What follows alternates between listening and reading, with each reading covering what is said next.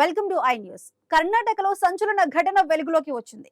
జీవిత ఖైదు అనుభవిస్తున్న ఓ ఖైదీ నకిలీ సుప్రీంకోర్టు పత్రాలను చూపించి జైలు నుంచి బయటకొచ్చాడు. అంతేకాదు, ఏకంగా 8 ఏళ్ల పాటు స్వేచ్ఛగా తిరిగాడు. తాజాగా ఓ అనామక ఫిర్యాదుతో అసలు నిజం బయటపడటంతో జైలు శాఖ షాక్ గురైంది.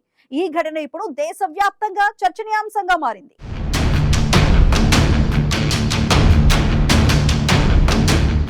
కర్ణాటకలోని బెంగళూరులో పరప్పన అగ్రహార సెంట్రల్ జైల్లో జరిగిన ఈ ఘటన భద్రతా వ్యవస్థలపై తీవ్ర ప్రశ్నలు లేవనెత్తుతోంది.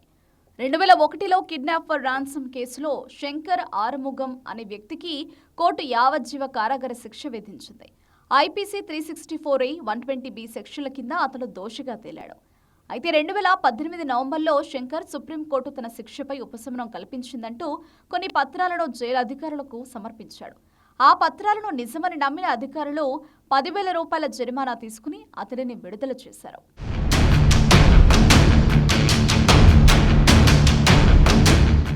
అసలు ట్విస్ట్ ఇక్కడే మొదలైంది.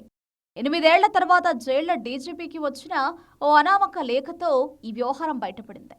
వెంటనే అంతర్గత విచారణ ప్రారంభించిన అధికారులు ఢిల్లీలోని సుప్రీంకోర్టు అసిస్టెంట్ రిజిస్ట్రార్ను సంప్రదించారు. విచారణలో శంకర్ సమర్పించిన పత్రాలు పూర్తిగా నకిలీవని తేలింది. ఈ ఘటనతో జైలు శాఖలో తీవ్ర కలకలం రేగింది. ఒక జీవిత ఖైదీ నకిలీ పత్రాలతో జైలు నుంచి బయటకు రావడం ఎలా సాధ్యమైంది? అధికారులు నిర్లక్ష్యం చేశారా, లేక లోపల నుంచి ఎవరో సహకరించారా అన్న అనుమానాలు వ్యక్తమవుతున్నాయి.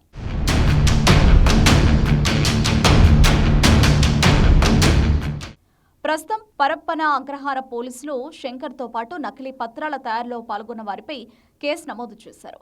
ఐపీసీ సెక్షన్ 420, 465, 466, 468, 471, 472 సెక్షన్ల కింద ఎఫ్ఐఆర్ నమోదు చేసి దర్యాప్తు కొనసాగిస్తున్నారు. పరారీలో ఉన్న శంకర్ కోసం గాలింపు చర్యలు చేపట్టారు. ఈ ఘటన దేశవ్యాప్తంగా చర్చనీయాంశమవుతోంది. నకిలీ పత్రాలతో సిస్టమ్ను మోసం చేసి ఏకంగా 8 ఏళ్లు బయట తిరిగిన ఈ ఖైదీ వ్యవహారం ఇప్పుడు జైలు శాఖకు పెద్ద మచ్చగా మారింది.